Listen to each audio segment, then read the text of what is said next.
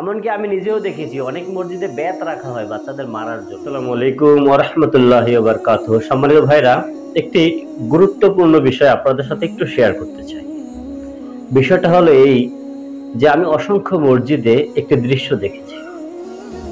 যেমন অনেক মসজিদে বাচ্চা কাচ্চা যারা আছে অল্প বয়সী, তারা যদি মসজিদে যায়, মসজিদ কমিটি কিংবা দায়িত্বরত ইমাম মুয়াজ্জিন যাদেরকে দেখি তারা অনেকেই তাদেরকে মসজিদ থেকে বের করে দেয়।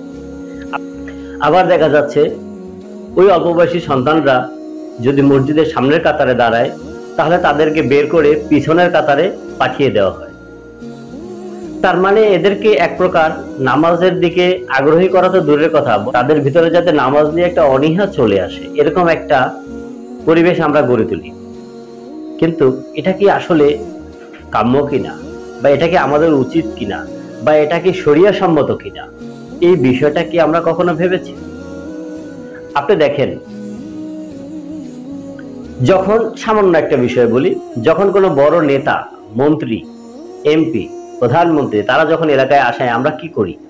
লাল গালিচা দেই, আশেপাশে ফুল ছিটিয়ে দেই, ফুলের মালা দেই, ফুলের তোড়া দেই, এভাবেই তো তাদেরকে স্বাগতম করি, তাদেরকে সেলিব্রেট করি নাকি?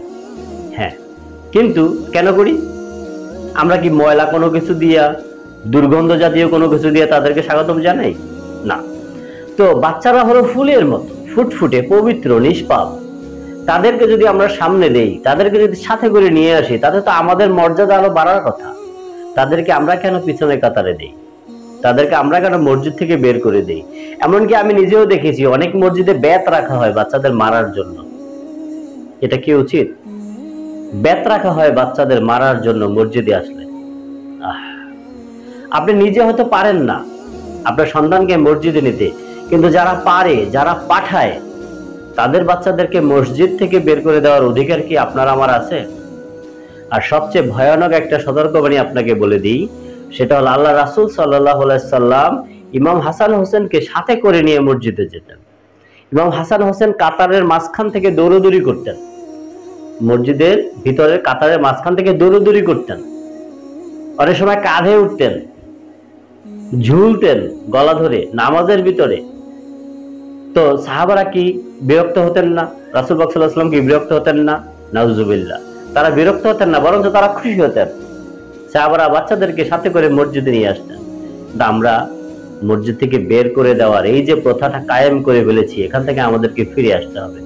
বাচ্চারা হলো ফুটফুটে, নিষ্পাপ, ওদের উসিলায় হয়তো আল্লাহ আমাদেরকে মাফ করে যেতে পারে। আর এমন একটা বিষয়, আপনি যদি আপনার সন্তানকে মসজিদের সাথে করে নিয়ে না আসতে পারেন, অপরের বাচ্চাদেরকে মসজিদ থেকে বের করার অধিকার আমাদের কারো নেই।